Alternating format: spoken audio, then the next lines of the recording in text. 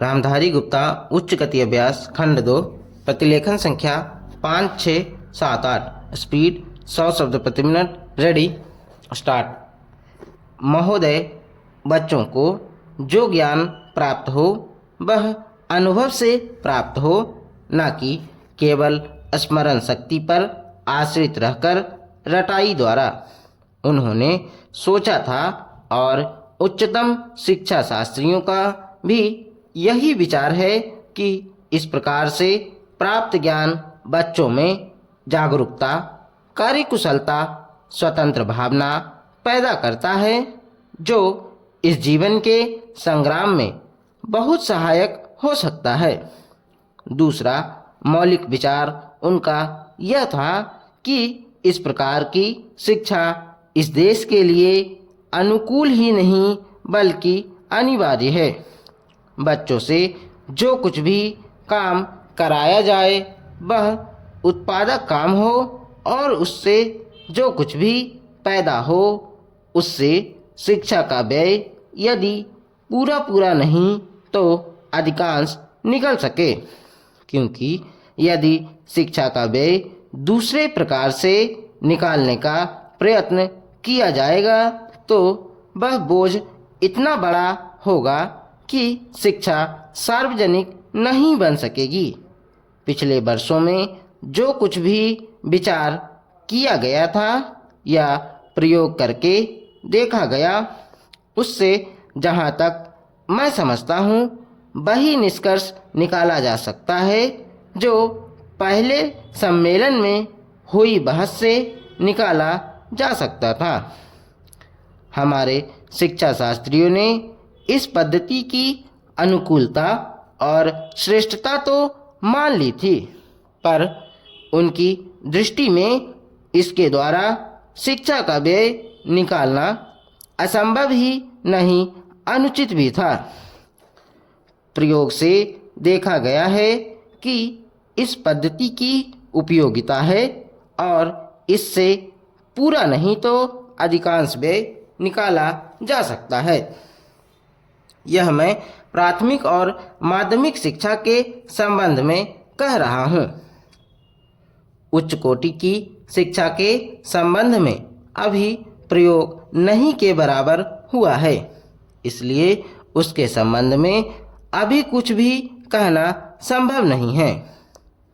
इतना होते हुए भी हम देखते हैं कि इस पद्धति को उतना प्रोत्साहन नहीं मिला और न इसका उतना प्रचार ही हुआ जितना होना चाहिए था और जितना स्वराज्य प्राप्ति के बाद हम कर सकते थे। इसका कारण जहाँ तक मैं समझता हूँ यही है कि इसकी उपयोगिता प्रमाणित होने पर भी पुरानी पद्धति पर जो आस्था थी वह अभी दूर नहीं हुई है और इसी कारण शिक्षा के काम में जो व्यक्ति लगे हुए हैं उनका ना तो इस ओर ध्यान गया है और ना उन्होंने इस विषय पर गहराई से चिंतन ही किया है। आज भी हम इतना ही कह सकते हैं कि इस पद्धति का अभी केवल प्रयोग ही किया जा रहा है।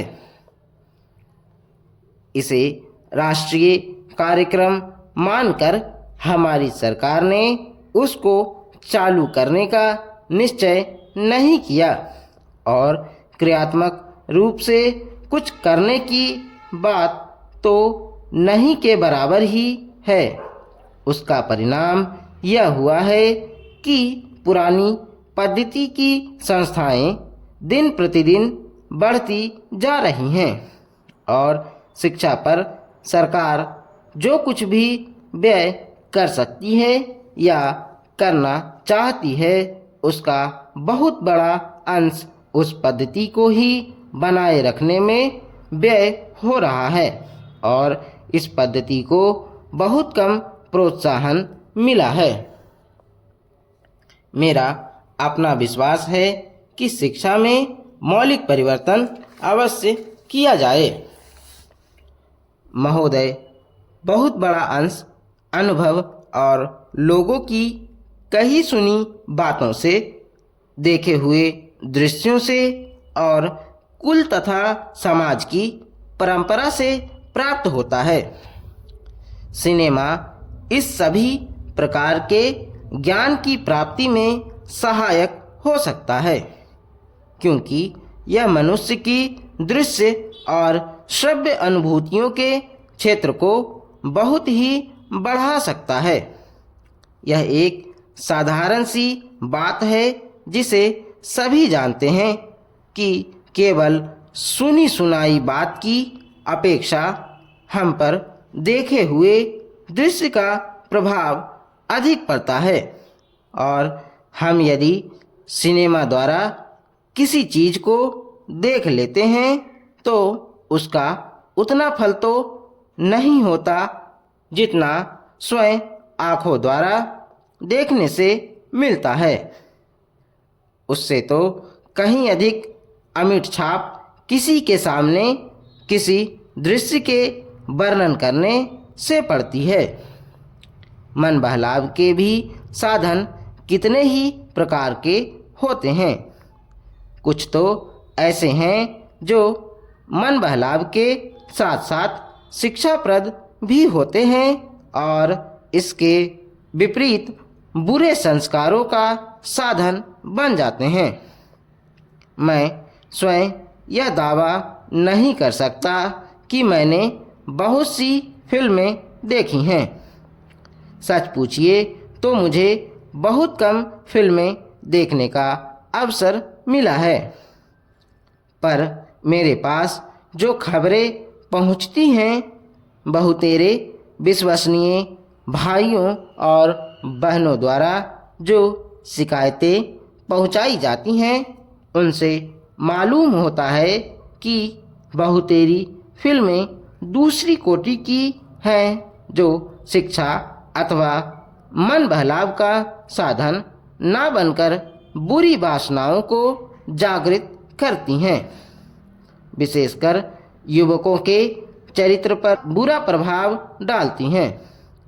हो सकता है कि इस प्रकार की फिल्में अधिक लोकप्रिय होती हों, उनके द्वारा अधिक पैसे कमाए जा सकते हों।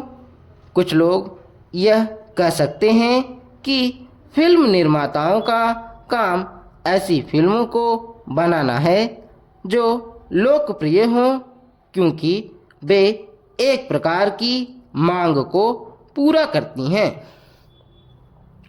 यह भी कहा जा सकता है कि फिल्मों का ध्येय मन बहलाव ही है।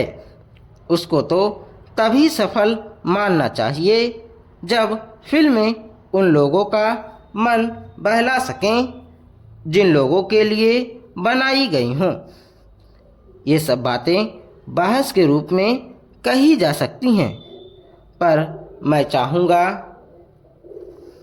कि कोई भी सिनेमा हो अथवा फिल्म के बनाने वाले हों, वे यदि अपना कर्तव्य समाज सेवा समझते हैं और उन्हें ऐसा समझना भी चाहिए, तो उन सब के लिए ये सब बातें यदि अग्राह्य नहीं तो गौण अवश्य हैं, और उनका मुख्य उद्देश्य तो सेवा ही होना चाहिए।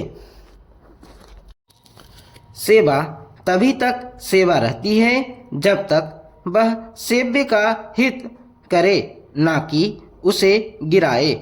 इसलिए मैं चाहूँगा कि फिल्म बनाने वाले इस पर विचार करें कि उनका उद्देश्य क्या है।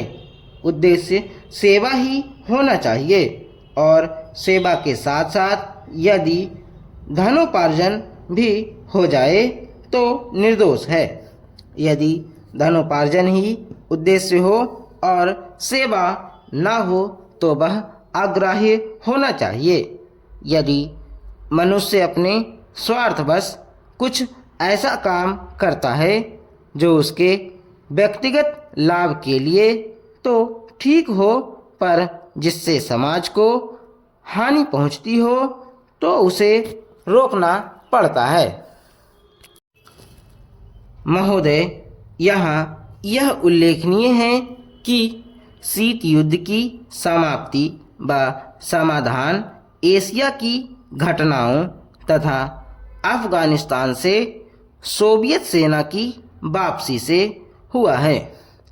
अफगानिस्तान में लंबे अरसे तक चला युद्ध सोवियत संघ के अस्तित्व के लिए कष्टदायी और मुश्किल हो गया। इस भयावह युद्ध से सोवियत सेनाओं की वापसी से अनेक घटनाओं ने जन्म लिया, जिनकी परिणति शीत युद्ध की समाप्ति से हुई तथा जिसमें जर्मनी का एकीकरण तथा सोवियत संघ का विघटन शामिल है। संक्षेप में, शीत युद्ध का और इस तनाव का एशिया की एकता पर दूरगामी प्रभाव पड़ा। एशिया के सभी देश यह चाहते थे कि क्षेत्र में शांति बनी रहे। चीन और सोवियत संघ का सीमा विवाद, चीन और वियतनाम का झगड़ा और भारत व चीन का सीमा विवाद उस समय की परिस्थितियों को स्पष्ट करता है। इस तरह से पाकिस्तान पूरी तरह से थाईलैंड और फिलीपींस के साथ अमेरिका के खेमे में चला गया था। जापान अपने आर्थिक और व्यापारिक संबंधों के कारण पश्चिम के देशों में सामीप्य स्थापित कर रहा था। इससे एशिया की एकता को एक नया धक्का लगा है, क्योंकि एशिया के देश अलग अलग खेमों में बट गए थे। 1960 के दशक में एक नया मोड़ आया जब शीत युद्ध के समय में आसियान के नाम से एक नए गुट का प्रादुर्भाव हुआ। इससे दक्षिणी पूर्वी एशिया के देशों में नए आर्थिक और सुरक्षा संबंधी प्रयास किए गए। इन देशों में सांस्कृतिक एकरूपता की वजह से भी एक नए गुट ने जन्म लिया। लेकिन यह कहना कठिन होगा कि इन दक्षिण पूर्वी एशियाई देशों से समूचे एशिया की पहचान या एकता बनाने में सहायता मिली है या उससे धक्का लगा है, क्योंकि इन देशों ने अपनी नीति बहुत स्पष्ट नहीं की और केवल अपने ही गुट के अंदर भूमिपुत्र नीति को जन्म दिया। भारत भी अब आसियान का सहयोगी सदस्य बनने जा रहा है। भारत की पहल से दक्षिण एशियाई सहयोग संगठन सार्क की स्थापना सन 1985 में की गई, जिसके फलस्वरूप पड़ोसी देशों के आपसी सहयोग के लिए नया वातावरण तैयार हुआ। यह प्रयास सने सने उपयोगी रूप लेता जा रहा है, जो एशिया की पहचान बनाने की ओर महत्वपूर्ण कदम है। व्यापार, निवेश, तकनीकी ज्ञान, संचार माध्यमों में बढ़ोतरी ने विश्व गांव के विचार को भी पैदा किया। बढ़ते हुए व्यापार, निवेश, संचार एवं विज्ञान की आधुनिक तकनीकों ने पूरी दुनिया में एक दूसरे पर निर्भर रहने के नए विचारों को जन्म दिया। अंग्रेजी भाषा, हॉलीवुड, कंप्यूटर्स और उपभोक्ता संस्कृति ने पूरे विश्व को प्रभावित किया, जिससे देशों में फासले कम हुए, संस्कृति और सभ्यता भी प्रभावित हुई। हो सकता है कि इसके अच्छे परिणाम न हों, ऐसा भी आशंका की जाती है। उदाहरणतः जापान दूसरे महायुद्ध तक अपनी संस्कृति और सभ्यता व संयुक्त परिवार जैसी आधारभूत सामाजिक मान्यताओं को केवल अपनाए हुए नहीं था, बल्कि उससे चिपटा हुआ था। लेकिन जापान जैसे सभ्यता वाले देश भी यूरोप के प्रभाव से बच नहीं सके।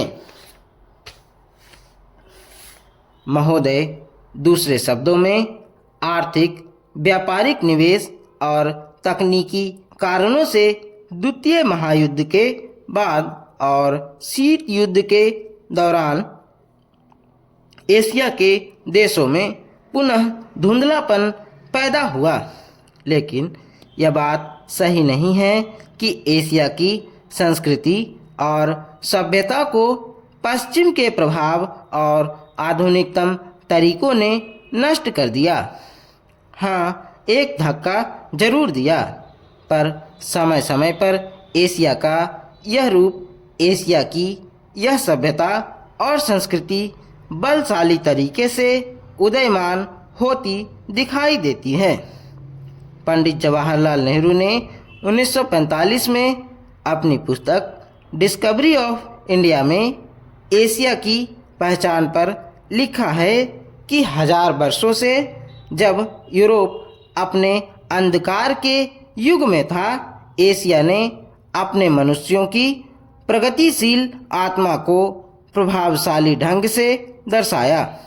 उन्होंने यह विश्वास भी जताया कि एशिया की संस्कृति और सभ्यता यूरोप की संस्कृति और सभ्यता से अधिक प्राचीन है। आज के दिनों में भी चीन के नेता अपने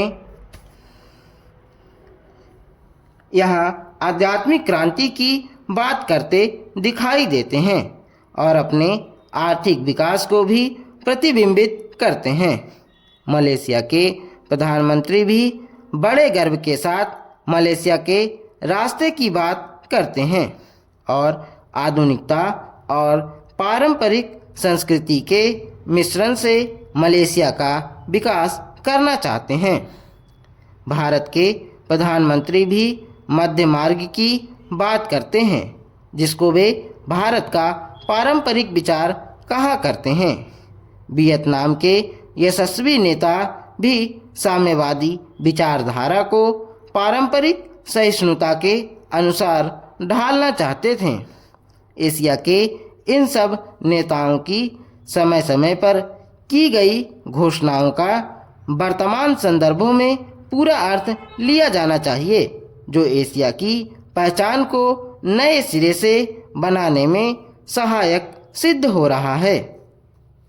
यहाँ यह भी बताना उचित होगा कि हाल के वर्षों में एशियाई देश, विशेष रूप से पूर्वी एवं दक्षिण पूर्वी एशिया के देश, एशिया के सुदृढ़ देशों के रूप में उभरे हैं और इन देशों के आर्थिक विकास की दर विश्व के किसी भी अन्य देश के आर्थिक विकास की दर से अधिक है तथा जिनके आने वाली शताब्दी में विश्व आर्थिक व्यवस्था के निर्माताओं के रूप में उभरने की आशा है। आर्थिक सफलता की इन कहानियों का श्रेय मुख्य रूप से अनुशासित कार्य, किफ़ायत एवं बचत की ऊंची दरों जैसी एशियाई विशेषताओं को जाता है तथा इनसे देशों की जनता के जीवन के स्तर में सुधार आया है और एशिया की पुनः खोज जैसा वातावरण बन रहा है। एशिया के देशों में अब आपसी भाईचारे की भावना उभर रही है और इससे ये देश परस्पर निर्भर हो रहे हैं तथा शीत युद्ध के प्रभाव से मुक्त होते जा रहे हैं।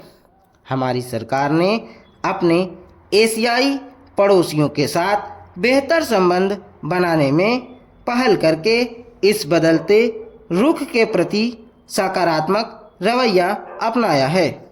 इन सब प्रश्नों का जवाब आज उपलब्ध नहीं है, लेकिन सने सने इन प्रश्नों में ही इसके उत्तर मिलेंगे। एशिया अपने इन प्रश्नों के उत्तर में एक नए एशिया को जन्म देगा और अपनी एक नई पहचान बनाएगा। यूरोप और अमेरिका के आधुनिक औद्योगिक विकास में फर्क नजर आता है।